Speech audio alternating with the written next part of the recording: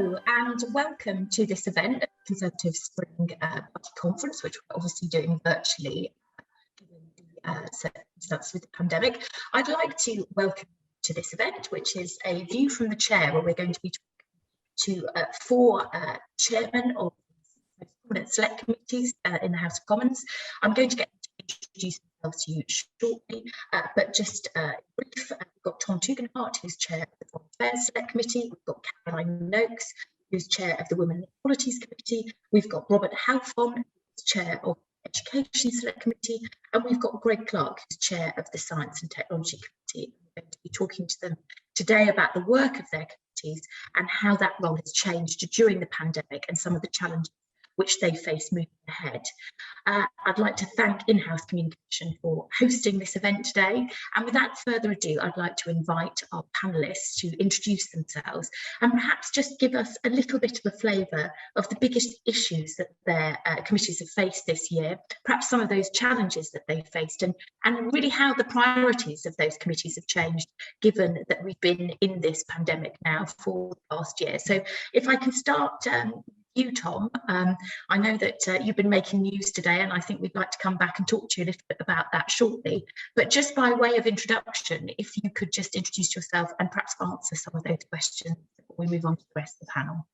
Of course. Look, it's a pleasure to be with you, and it's great to be with my fellow chairs, because the work that we've been doing, I think, has been most of all great fun, but really in many ways pushing government in ways that I think we'd all like to see it go. As Conservatives, we're trying to get the best out of government, out of our government, and that's, I think, very much what we all see as our intention. Look, I've had the great privilege of chairing the committee since 2017. I was first elected in 2015 to Tunbridge and Morling, and it's a great privilege to have the opportunity to speak about foreign affairs, a subject which I have a great passion for, and I hope that I'm representing the interests of our Parliament and most importantly the British people, because that's what I'm here to do. So our priorities have always focused on exactly that. They focused on what's in the interest of the British people. After all, foreign affairs isn't about foreigners, it's about us. It's about how do we get a world, how do we get partners, neighbours, friends, trading allies, whatever they happen to be, with whom we can work and whose actions and interests promote and defend our own. And so that's what we've been focused on.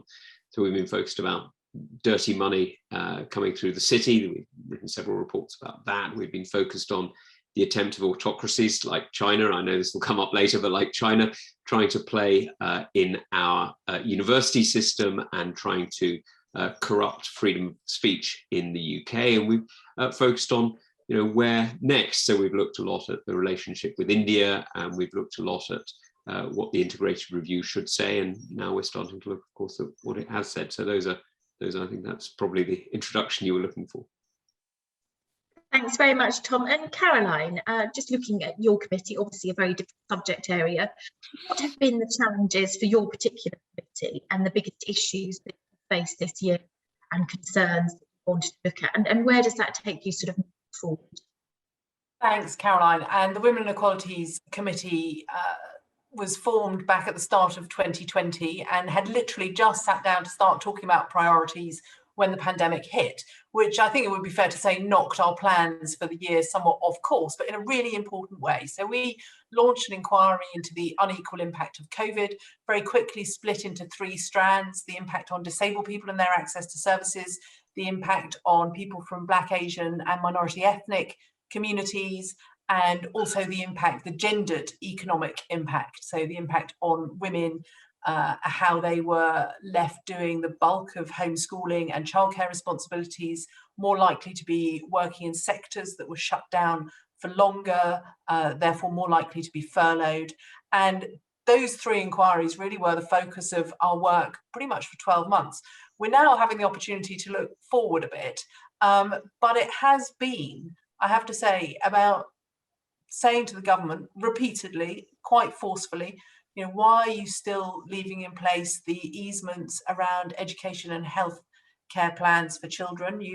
They have removed in yesterday's legislation, we're seeing the Care Act easements gone. We saw the Mental Health Act easements gone back in December, but really keeping the pressure up and asking some quite tough questions about what are you going to do about female employment going forward? How are you going to address some of those inequalities that are very long standing and simply being exacerbated by the pandemic? So quite a challenging time, particularly for a select committee that only has a 5-year track record anyway.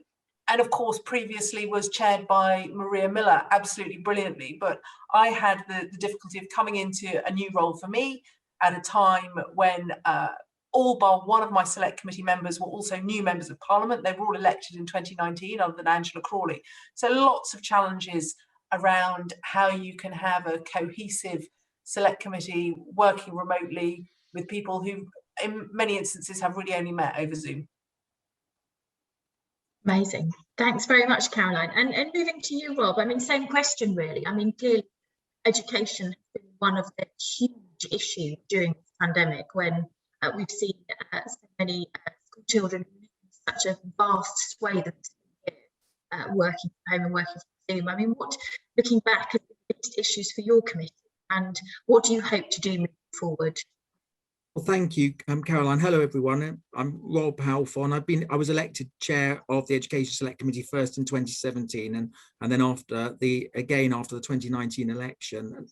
The sad thing is that the last year has been nothing short of a national disaster for millions of our children, pupils, and students. I've described it as the 4 horsemen of the education apocalypse galloping towards our children. We know that mental health, there's been a mental health epidemic amongst young people. Eating disorders alone have gone up by 400%, partly caused by social isolation and school closures. There's been a huge loss of academic learning and a widening attainment gap between disadvantaged pupils and their better off peers. There's been safeguarding hazards in terms of children joining county line gangs, suffering tough situations at home or exposed to online harm. And the Institute of Fiscal Studies have suggested as well that because of the pandemic, the average student may have a loss of earnings of up to £40,000. So our committee, we've basically been bogged down in looking at these issues, looking at how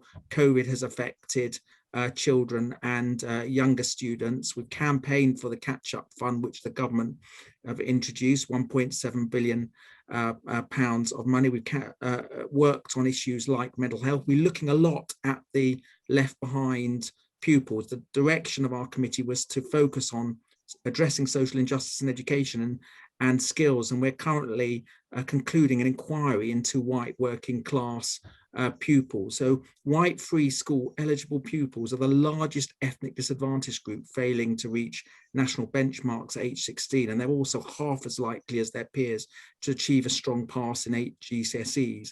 We're doing other inquiries into home education, children's homes, and prison education, and we just concluded a big inquiry with a report into adult learning and lifelong learning. 9 million adults in our country have low-level literacy and numeracy skills. That's unacceptable in a country that's supposed to be the 4th or 5th largest economy in the world. And we're looking at things like lifelong learning accounts, skills credits for businesses, adult community learning centres in every town. And as we get through the coronavirus, our hope is that we can focus more on the long-term inquiries as well as dealing with the inevitable problems that the pandemic has brought to too many students. Thanks, Rob. And from there we move to you, Greg. Obviously, science has been a huge strand of what we've been listening to. I mean, we've heard from more scientists on the radio than we've ever heard of before. Scientists being brought into our living rooms with the press conferences.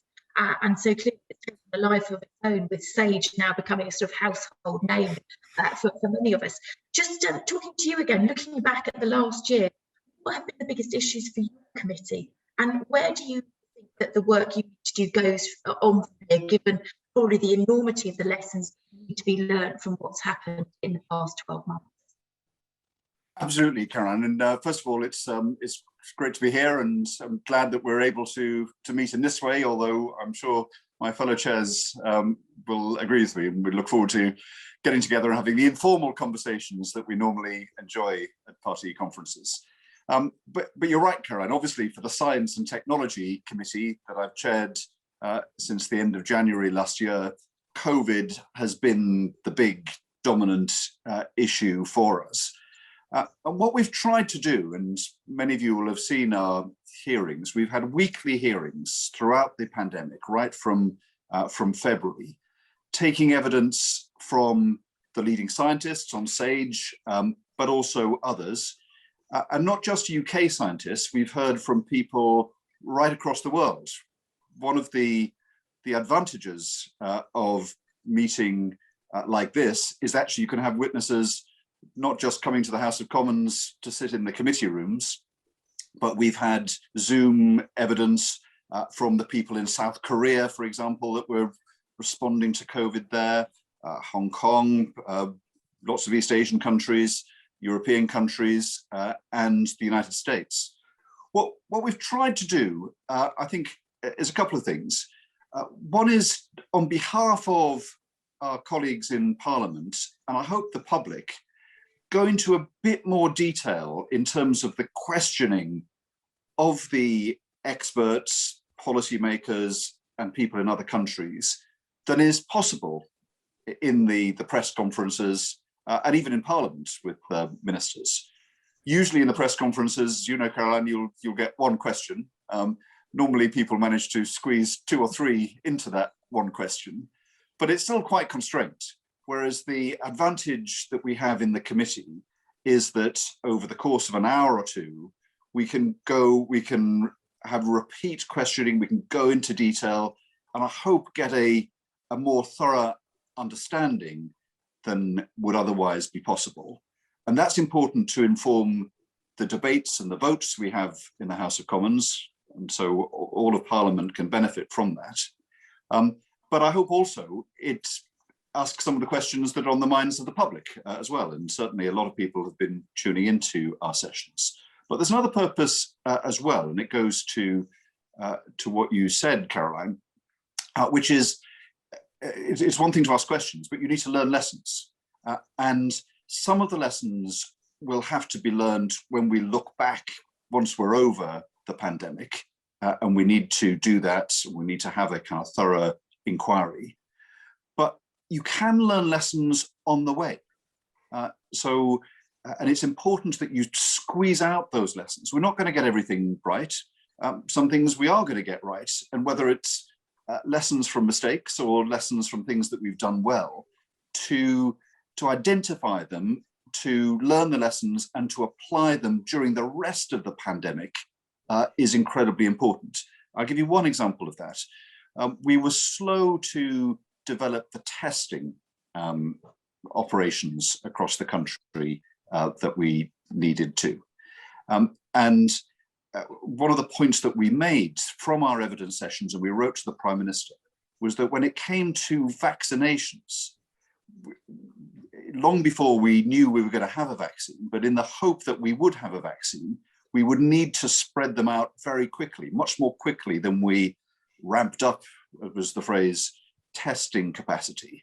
And so we said, one of the lessons that you can learn on the way is to prepare in advance and make sure you can have an explosion of, in this case, vaccination sites across the country, rather than just increasing them slowly. And so I think that was a useful lesson that was learned from testing, that was applied in vaccination, and is one of the purposes of the inquiries that we undertake.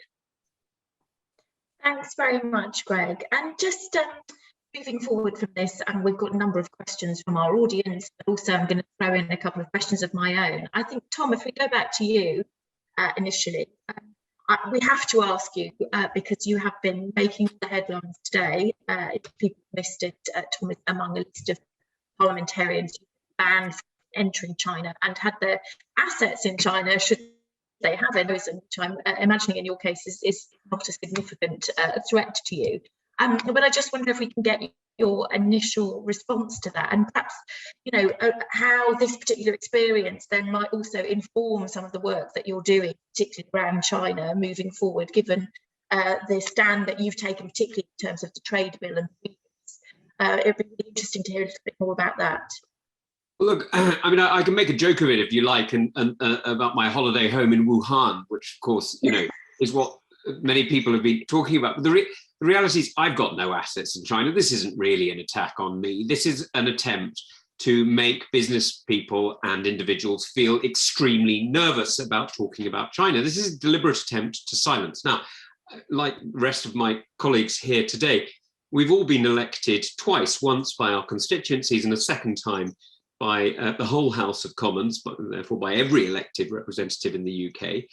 And therefore we have a mandate, if you like, a double mandate to speak out on issues that we think matter. And I was elected to speak on foreign affairs. I have done that, not in an attempt to change China. And in fact, if you look at the work that the Foreign Affairs Committee has done, we don't talk about China. We constantly talk about the UK's defence or the UK's response to various actions, but we're not, I mean, we're interested, of course, but we're not directly interested in how China behaves on its own. We're interested in what that means for the UK. So when we talk about human rights in Xinjiang, China can brutalize or sterilize or murder whoever it likes. What we need to do as the Parliament of the United Kingdom is stand up for Britain's interests. And that means making sure that slave goods don't compete with British goods. That's what we're doing. Now, sadly, China doesn't like that. And I understand they don't like that. And so what they're trying to do is they're trying to silence the debate here in the UK. Well, I'm afraid I'm not going to be silenced. I'm still going to speak out in what I believe to be Britain's interest and the interests of our people, because this is far too important to go quiet on. So, this is an attempt, I'm afraid, to leave doubt and to cast doubt over many people and to distract from the actions that are going on at home. Just a brief follow-up on that. I mean, how do you hope the government will respond to this? Obviously, we saw the trade bill going through the House of Commons this week, but do you hope that this might perhaps persuade them to think again? Well, I hope what the government will do, first of all, is stand very firmly with those of us who have been sanctioned, because it is a direct attack on the sovereignty of the British people. And so I'm very glad that the Prime Minister has made that clear already, and frankly, couldn't have been plainer on Twitter. And I'm sure he will make it absolutely plain on other occasions too. But I think the second thing that he should do is he should continue with whatever policies he thinks are right, because he has the complete freedom to act in the interests of the British people, just as I do. So I don't think that this is something that should particularly change his policies. I think it reveals very clearly what kind of a regime we're dealing with. So I hope very much that he will think hard before embedding any Chinese dependency within our systems. But I don't think that the bullying of foreign dictatorships should change the actions of the British government in any way. So just as I will keep doing what I think is right, I think he should do what he thinks is right. And sometimes we'll agree and sometimes we won't, but that's what happens in democracies. And I'm absolutely fine with that. Thanks, Tom. That's fascinating. And Caroline, just moving on to the work of your committee as well. Do you feel a little bit that your the work that you've been doing, particularly around women and the coronavirus, has been somewhat undermined in some ways by the fact that there hasn't been many female voices from government, from your party, that's been able to go out there and talk about some of these issues, on the basis that, many of the things that we've talked about have hit women harder. For example, more women have been furloughed. Obviously, there's been much more of a childcare demand put on women in some cases during the pandemic because we've been at home homeschooling. I'm talking with personal experience here with my 3 young people, but does it concern you that actually equality is not being embedded within the message that the party and the government's delivering, by the fact that we haven't seen very many female cabinet ministers heading those press conferences or indeed doing those political shows and programmes? So I think 2 separate points there. Do I feel that the work of the committee has been undermined by the lack of female voices at the top of government? No. I think I take our endorsement of the work we've done from organisations like the Office for National Statistics, who came out with a report, I think 2 weeks ago now, which absolutely reinforced everything that we had already been saying. Do I feel frustrated that there are so few women at the top of government? Of course I do. And I make that point repeatedly, that even in the last few months, we've seen the proportion of female cabinet ministers go down. I mean, how can that even be possible at a time when we've not obviously had a reshuffle? Well, we saw Michael Ellis take over from Suella Braverman when she went on maternity leave. So there's one down. We saw Lord Frost added to cabinet. So there's one man up. We saw Alok Sharma moved into the position of President COP, still attending cabinet, and Kwasi Kwarteng come in. That's another man joining. And of course, we saw the DFID department removed, so Anne-Marie Trevelyan went. I find that hugely concerning, because then you have incidents like the start of last week. We had the Justice Task Force met, and Kelsey Parise, there's only one woman around the table of cabinet rank. So we saw other advisors being brought in, and Vicky Atkins brought in as the Home Office Minister responsible for victims. But it seemed to me horrific that you could have a Justice Task Force meeting specifically to discuss the issue of violence against women with virtually no women present. And I think that's the big failing, is that we're not hearing from women in the press conferences and on the Sunday morning broadcast rounds, because there aren't the women there to draw on. There simply are too few female cabinet ministers, and that's not due to a lack of talent. There are some brilliant ministers of state who are women, but there just seems to be this real reluctance to promote them into cabinet roles, to give them airspace. And I got really quite cross with the comment, as reported to me, that the Prime Minister accepted he needed to have more women in his cabinet. He shouldn't be accepting it, he should want it.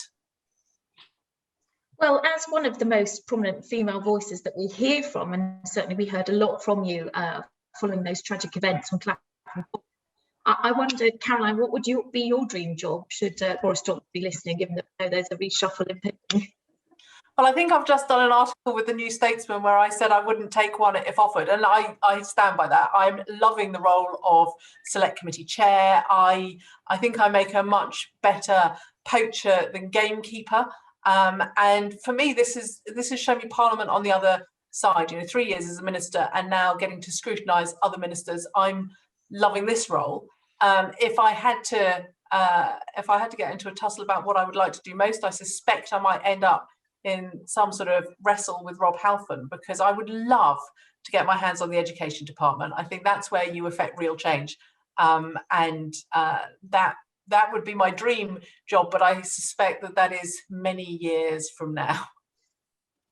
Well, that leads us perfectly on to Rob. I mean, you've got a challenge there. If you were to think about your dream job, would it be Education Secretary? And I think also it'd be interesting to know from you, if you're going to give the government grade for the way in which it's managed the school system during the pandemic, what would it be? And where do you see the big challenges that perhaps the government has not yet grappled with in terms of closing that attainment gap, which is inevitably going to result from those missed school months? Well, I think I've learned from what happened with Ofqual last year not to do algorithms and grading systems. I'm certainly not going to offer grades. Just to be fair to the government, what I would say is they are firefighting from day to day. And it's pretty easy for people like me and other parliamentarians to shout when you're looking at fire officers putting out a fire, shout from outside, there's a fire, there's a fire. Having said that, there are clearly things that have gone wrong. The exams last year, I really worry about the disadvantage gap between those better off pupils and those who have disadvantage in life. The attainment gap is getting much higher. It's going to be made even worse because of the coronavirus. I worry about mental health, and I think that as a government we need to do a lot more on mental health. I'd like to see mental health counsellors, professionals in almost every school in the country, because of what is happening and how it's affecting our young people. I worry about the exam system that has been devised, the centre assessed grades, where we're going to bake a huge cake of grade inflation into the system for some years to come, and there'll be a potential wild west of inconsistency. And we've just written as a committee a letter to the department on that. And there is also a big issue in terms of children with special educational needs. They don't have a level playing field.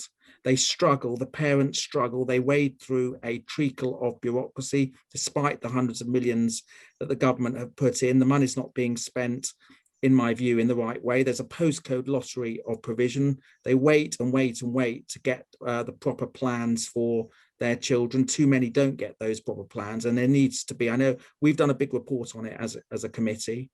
The government have got to review, they need to just literally enough reviews and come up with the policies that are needed to change that. We've recommended some in our select committee report. And then we also have the problem of exclusions. Of course, some children are going to be excluded from school for bringing in knives and drugs. I absolutely accept that. We've got 40 children excluded every day.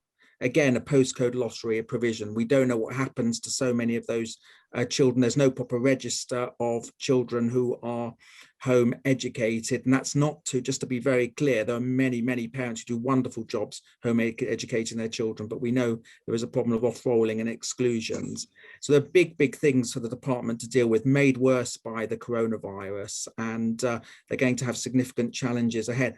I've been very lucky. I've been in answer to your second question, I've been a minister. I attended cabinet for a year. I've been a minister of skills, and this job is one of the most incredible jobs I've ever had in politics, because you're able to scrutinise government, as Caroline has said. You're able to act as a think tank. We're all party, and so the reports that you produce have that power, being supported by both Conservative and opposition members. And I'm a campaigner at heart. It will be engraved on my gravestone, I guess, hopefully in many years to come. And as a committee, you can campaign, and we were able to campaign, as I mentioned in my opening remarks, in terms of the catch up. And in terms, of course, I love education, and I've also, I wouldn't necessarily give you posts that I would like, but what I would say to you is, of course, anything that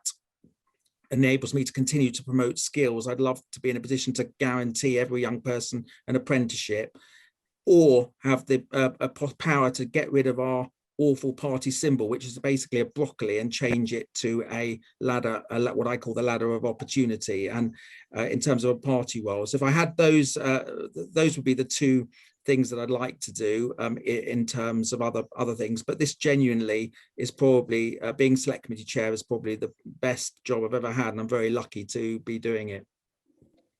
Just following up on one of the things you're talking about there, because certainly writing for the Sunday Times, it's been one of the issues that's come up a lot for us is exams, particularly parents very concerned about exams.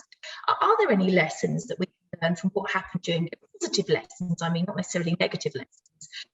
Is there a question mark over how exams might look in the future to help children really showcase the best of their abilities? I mean, there is we've done it in quite a fashion way for quite a long time, people sitting down doing written examinations over a time period. Do you think that now is the time to really look at examinations, question how we do them in the future? Yeah. Well, I think in general, I mean, we've actually, on the immediate issue, we've just published a letter which is on our Education Committee website on what our worries about the central assessed grade system the government have chosen for this summer, and we worry about grade inflation and inconsistency and no standardised assessment. But in the long term, I've argued, and for a number of years now, that the NHS has a long-term plan. Why on earth doesn't education have a 10-year plan as well? And I think we need to be bold and look at everything. We need to look at our curriculum. We need to look at exams. We need to look at the school year. We need to look at the school day, whether or not we have longer school days, not necessarily putting burdens on teachers, but having extracurricular activities in terms of sports and mental health, which we know increase children's educational attainment as well. And I'd like to see a big debate about GCSEs and A-levels. I'm absolutely in favour of some exams, but I don't understand if children are at 18, why we allow children to narrow at the age of 16. What should happen is we should be doing an international baccalaureate that over 150 other countries do at 18, where they do vocational, technical, as well as academic education. And our school system is much too focused on academic learning and should have much more vocational and technical education all the way through the system. And we need to have that big debate. I'd like the government to bring forward a white paper on education. And I no offence to Greg, but I often see that the government put all their energy into the economy and health and education has to be part of that. It has to be a trinity, and education needs to be given as much importance to as everything else, and have that long-term plan. Greg, I'm going to give you an opportunity to come back on that, because obviously you oversaw a big programme around skills and education when you were in government. But also, if I can draw upon your really specific role now in the Select Committee, I just wanted to also talk about what frustrates you most about your committee work, and really what tips you'd have for people to make committee work better in terms of the evidence people share with you, because it could be quite a sort of practical lesson for it. You want to respond to Bob first? Absolutely. Well, so I completely agree with Rob. We do need to have a much better record and practice of technical education and skills in this country.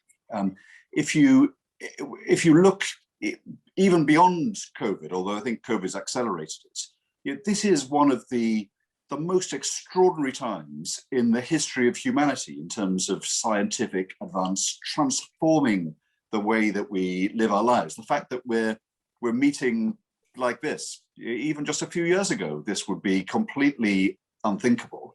And so when you have big changes like that, and these are areas in which, in many cases, the UK has great strengths, in data analysis, in programming, for example.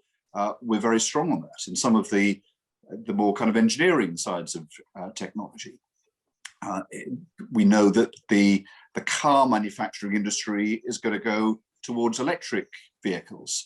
We have expertise in inventing the latest batteries. The lithium-ion battery was invented in Oxford, but we've let slip through our fingers a lot of the jobs that could come from that, because they tend to be manufactured abroad. And one of the reasons for that, exactly as Rob says, is that we haven't had the depth and the breadth of technical skills in the workforce. So we absolutely have to do that. There are wonderful careers and great opportunities for prosperity in the country, but we need to make sure that people are equipped with these skills. And so my view is it needs to be a big part of the government's policy in the future.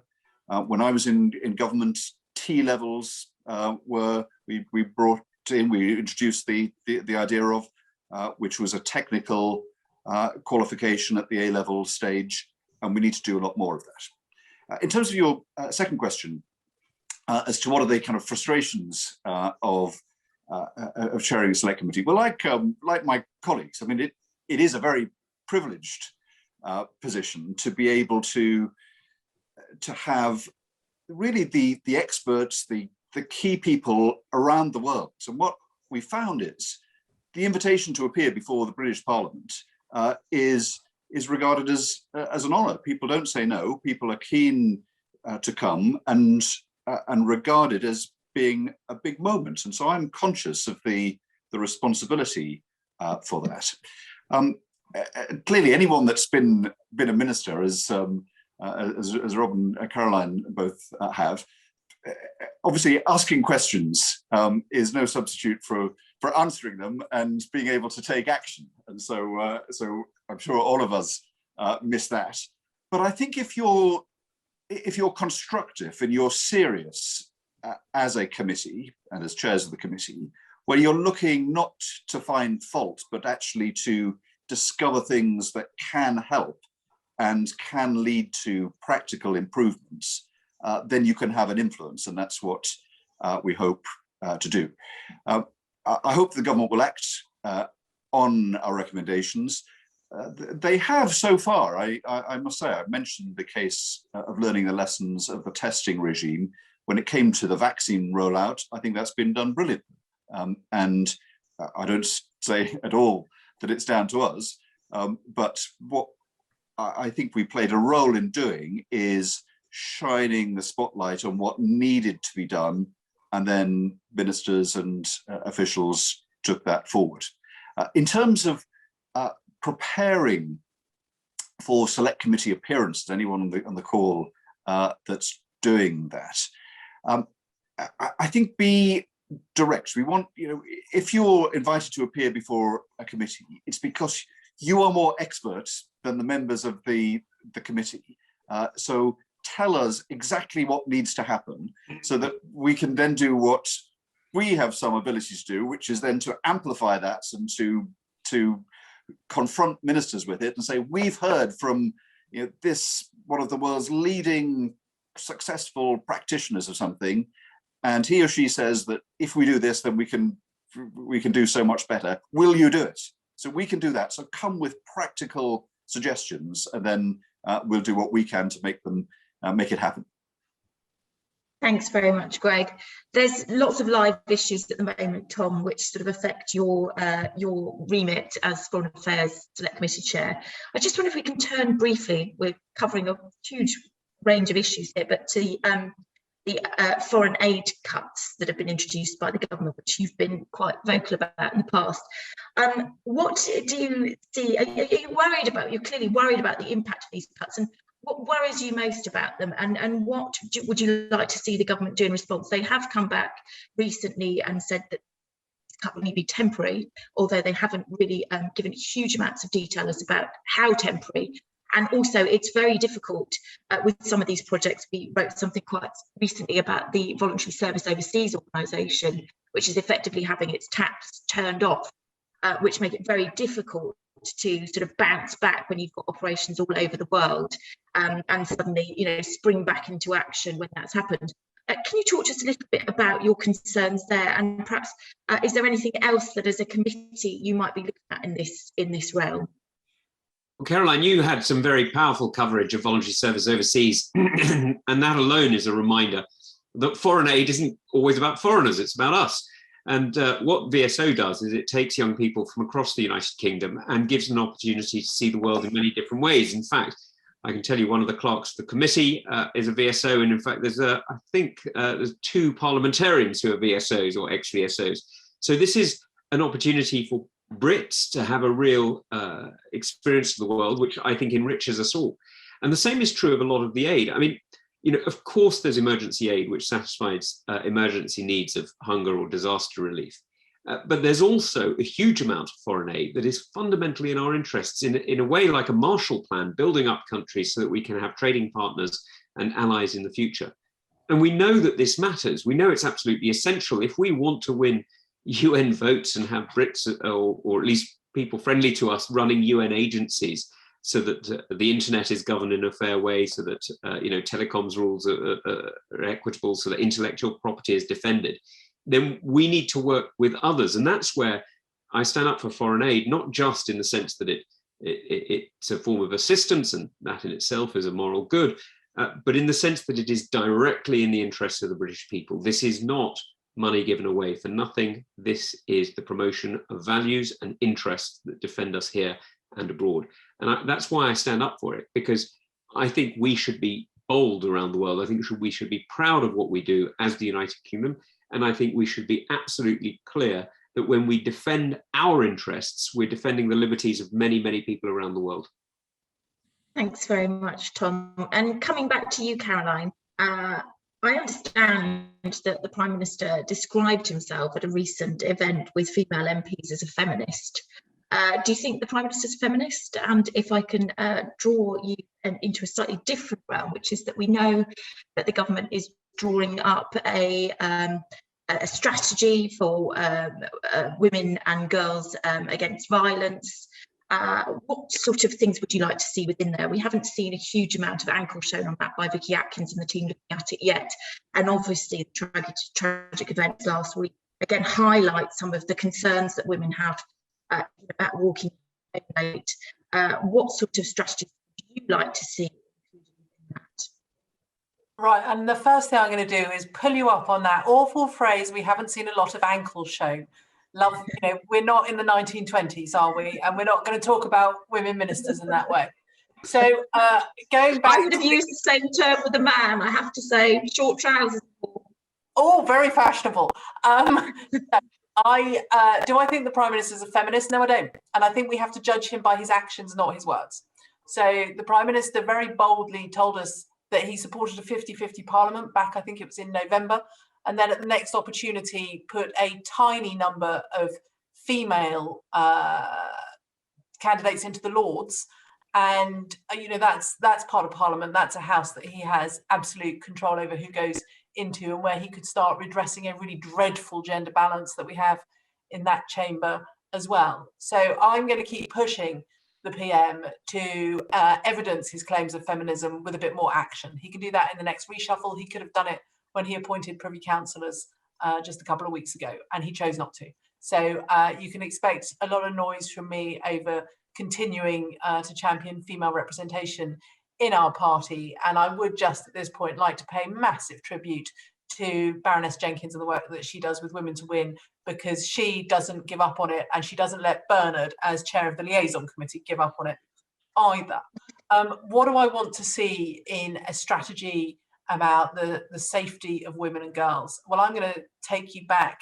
Apologies, I keep feeling like I'm hoofing all over Rob's territory here, but we have to do this in the education system. So we have to make sure that PESHE gets beefed up, and that relationship and sex education is really embedding mutual respect in our schools. And and I know that in this role I act as something of a lightning conductor for people's stories, but what people have been telling me about the sexism their daughters have faced in schools, in universities, has been horrific. So I think we have to start, and my committee has just launched an inquiry into how you change the cultures underpinning male violence. And if you're going to change culture, it has to start at the very earliest opportunities. Secondly, I want to see a female justice strategy. What we know and what we've seen is that women reporting, and I hate using this phrase, but relatively low level incidents of sexual abuse and harassment. And when I say low level, I mean the sort of everyday hag that people like you and I get. I mean, we're older now, but if you talk to my daughter, she is 22 years old. She works in a frankly terrible job, pushing trolleys around a supermarket car park in all weathers. So she's wearing jeans, boots, a massive high-vis jacket, a beanie hat and a mask. And yet still she has men come up to her, put their hands mid-pandemic, both sides of her face, and tell her she's too beautiful to be doing that job. And so she spends her lunch hour literally hiding by the security guys who work on the front door of the store. That's just not acceptable in the 21st century. And girls like her should be empowered and feel strong enough and have the courage to report that, and know that the police are going to investigate it seriously. Too many women have told me that they've been laughed at when they've reported incidents of sexual harassment on the street. We need to have some real robustness around investigation, and that hand on to the CPS. And a chief constable who I spoke to about this said to me that if you were to wind the clock back 10 years ago, they would celebrate when they got a conviction for harassment, stalking, abuse, rape. Now they celebrate when they get the CPS to launch a prosecution. That's not good enough.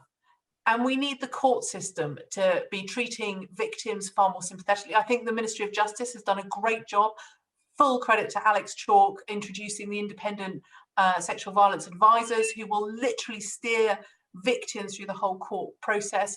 But still, you're having judges who, if there is a conviction, are saying things like, I'm not going to give custodial because he needs to go to work, or inferring that victims have in some way during the pandemic driven their abusers or their, in some instances, killers to taking that action. I mean, the victim blaming has to stop.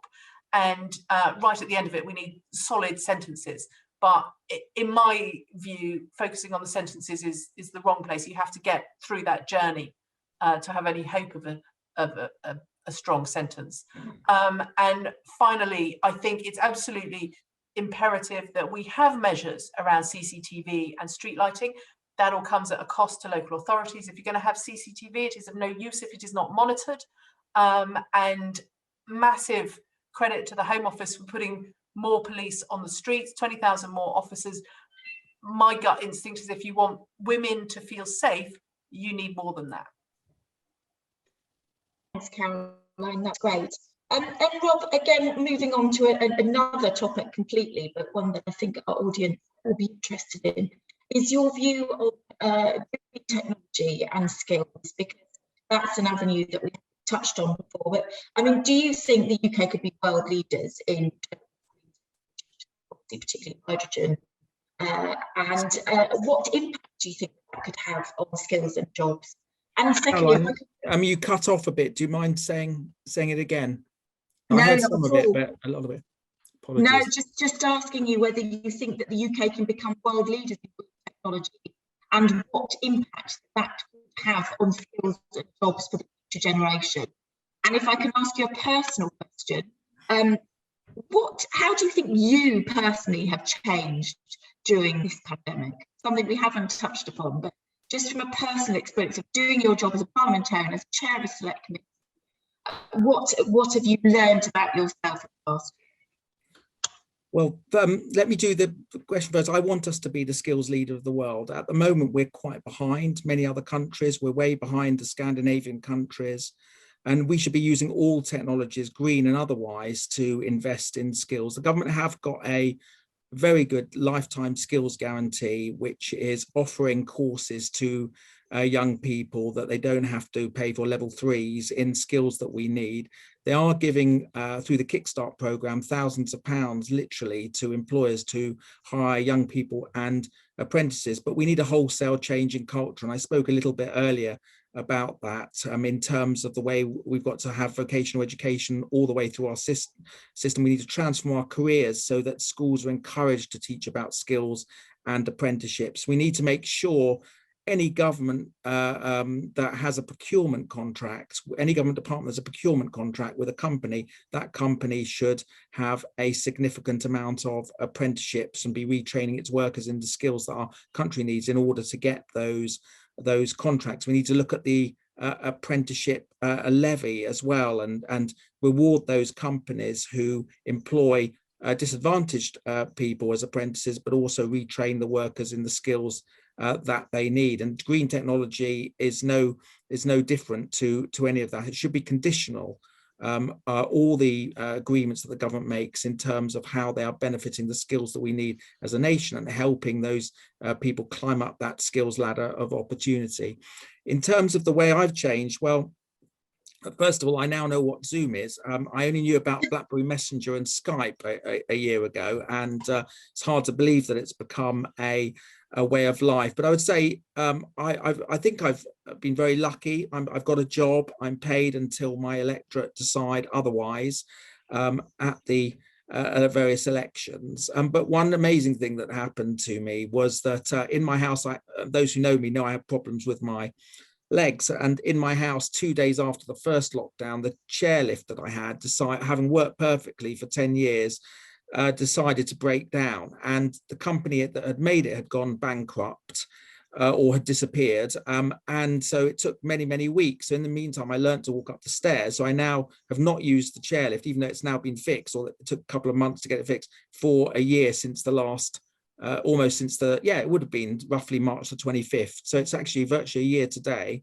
that I've not used the chairlift. So I've learned that I can do things that I never would otherwise. And on a personal hobby thing, it took me 30 years to, I love Tolkien, and I've obviously read Lord of the Rings and The Hobbit, but I always found the Silmarillion impossible, and it's taken me 30 years to complete it, and I completed it last weekend, and I now understand it and love it, which is the prequel to Lord of the Rings and The Hobbit. So I've learned things in that way, but I've also learned not to print paper. I've not printed a piece of paper in the past year, so I've done my bit for the environment. I now use computers for everything, including with the stylus, which I would never have done before. And when you run in committee, we've all got to run them online, and that's been tough to learn. So that's been, again, learning those kind of things. But the biggest thing actually has been what has gone on in my constituency. I mean, we've had thousands and thousands of emails, like my colleagues, of people really struggling, and in every way imaginable, both in terms of health, education, the economy, their businesses being destroyed, their health suffering. And it has been unimaginable. And I've learned probably more empathy and understanding about just what people go through. And we've all of us as MPs have had to concentrate predominantly on dealing with the fallout of the coronavirus that has devastated so many people. Wow, Wow, Rob, you've definitely benefited massively from the pandemic. Lots of skills there. I think mine have only extended to learning how to make new cocktails out of whatever's left in the drinks cabinet. But massively impressed with that list of accolades there. Greg, just with you there. I mean, I'm intrigued as to how you think the role of SAGE has worked during this pandemic. Lots of rows, explosions, discussion within government, disagreements whether we should follow the science, whether we should look at the economy. Do you think that SAGE has played a prominent role, and do you think that it is a model that we should continue to adopt? There's been lots of discussion about potentially changing the way that works. They've been seen as too powerful in some extent. And also, you've been business secretary and now you run a powerful select committee. What do you prefer, being poacher or gamekeeper? Well, on the first aspect, on SAGE, I think we are incredibly lucky to have such a wealth of scientific excellence in this country, and the fact that the government has looked to be advised by them, I think, is a good and responsible thing. But one of the things that I think the public have realised over the year is that science isn't monolithic, and there isn't ever really a single view of what needs to be done. We're used to politics being disputatious and having different points of view, but this is how science proceeds. You've got people who are researching things that are new and things that are unknown, trying to peer into the dark to kind of find out what's the best way to proceed. And often they'll disagree with each other, and they disagree with each other in SAGE. And we've seen on the morning news programs, different scientists of different views playing that out.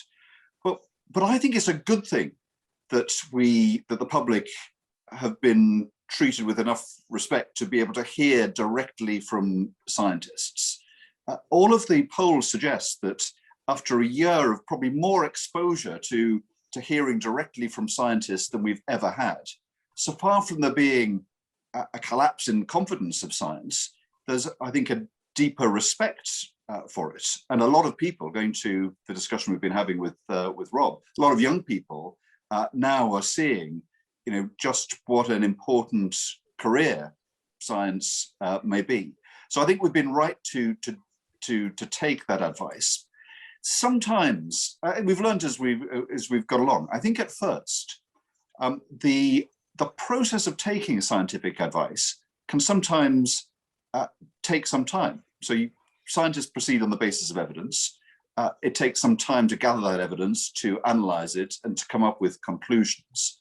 And I think right at the beginning of the pandemic, I think with the benefit of hindsight, it might have been better to take a quicker, more precautionary approach in terms of lockdown, even before the analysis had been done.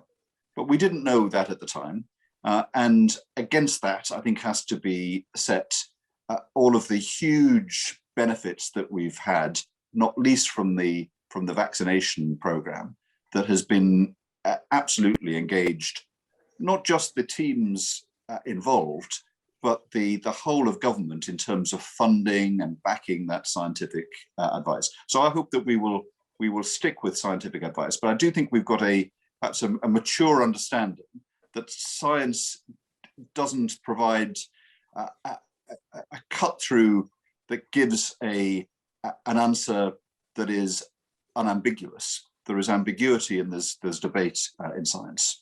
In terms of the poacher versus gamekeeper, well, I think it does help. I don't know whether my colleagues would agree that having been on the other side of the table, having given evidence to select committees, it's quite useful to have had that experience of being chair, because you know all of the tricks that I'm afraid that ministers, certainly, I don't know about other witnesses, can pull. So getting the answers and seeing through some of the attempts to evade giving a clear answer, I think we're all wise to, and so that helps. But this is a Conservative Party conference. We're all of us as Conservatives, whatever part we play in the party, are in it because we want to lead, we want to govern, we want to make decisions, whether that's in local councils, whether it's in government, because we think that our values and our experience and our approach can make the country better. So it's always, I think, better to have the privilege and the honour of being trusted to do that. But it's also important, and I'm sure that my colleagues would agree, that ministers need to be kept on their toes. You're a better minister if you know that serious people are keeping an eye on what you're doing and challenging you. So I think it's good for ministers to have effective select committees. Thanks, Greg. I can't believe we've nearly spent an hour already talking about the view from the chair, and we're going to wrap up pretty quickly. I just wonder if you want to give me a 30-second blast, each one of you, on the priorities now moving forward for the committee before we wrap up. We've only literally got 3 minutes. So, Tom, very quickly, priorities moving forward. Well, the priorities are pretty simple. It's looking at the Indo-Pacific, where the government has set its agenda. It's looking at the relationship with Europe, which still makes up about 40% of our trade. And it's building on the Euro-Atlantic, so our defensive alliance, to make sure that we're safe at home and abroad. And there's one extra and one area I'd like to get into. It's Africa. Billions of people, a huge market, and so far ignored by everybody except China. Interesting. Caroline, how about you? So we've recently launched a couple of new inquiries, one on the Government Equalities Office and the role that it plays, trying to understand how effectively that is embedding equalities across government, particularly post-pandemic. We've also doing a very quick inquiry into the cultures underpinning male violence. I think that's going to be phenomenally important. But I think first and foremost, our job is to keep holding the government to account across every department, how well they're delivering on equalities, where they are forgetting their equalities duties, and making sure that we keep it foremost in their minds. Thanks, Caroline. Rob, your priorities, please. Thanks. Well, I mentioned at the beginning that our priority is to address social injustice in education, ensure that every child and student has a level playing field to climb up that education ladder of opportunity. So we're going to be focusing on children in care, children in children's homes, and the poor outcomes that too many have. And also, we're just about to start an inquiry into prison education, and perhaps look at ways you could introduce apprenticeships into the prison system. And we'll, in the long term, we'll be focusing more on skills and apprenticeships in general. Thanks, Rob. And Greg, your priorities for 2021. Thank you, Karen. Well, we're going to continue to try and learn the lessons from COVID. But the other thing that we'll be doing is to look at the role of science and technology and innovation in helping us recover and prosper, even before COVID, but I think it's been accelerated through it. This is a huge time of transformation. We've got some of the best companies, the best researchers in the world in Britain. There's a big opportunity, if we crack the skills system, to create some really good jobs from that. This government's been a bit overshadowed by COVID, but has made the biggest commitment to science and technology in history, doubling the public research budget, big increase in the incentives for private companies to contribute. So we really want to get behind that and encourage it. The one other thing I would add is climate change. We've obviously got the COP summit coming up in November. The committee's got an inquiry into the role of hydrogen, which I think you referenced earlier. That's very important because, again, we need to move from the general to the practical as to how we're going to achieve that. And science and technology will offer big opportunities and solutions, and also good jobs. Well, on that note, I'd like to thank all our panellists for joining us this morning. Thank you very much to Tugendhat, to Caroline Nokes, to Rob Halfon, and to Greg Clark, and of course to thank iNHouse Communications for hosting the panel. I think it's been an absolutely fascinating discussion, and I hope you'll join us for some more of the panel discussions that are going on throughout the weekend. Many thanks for joining us again.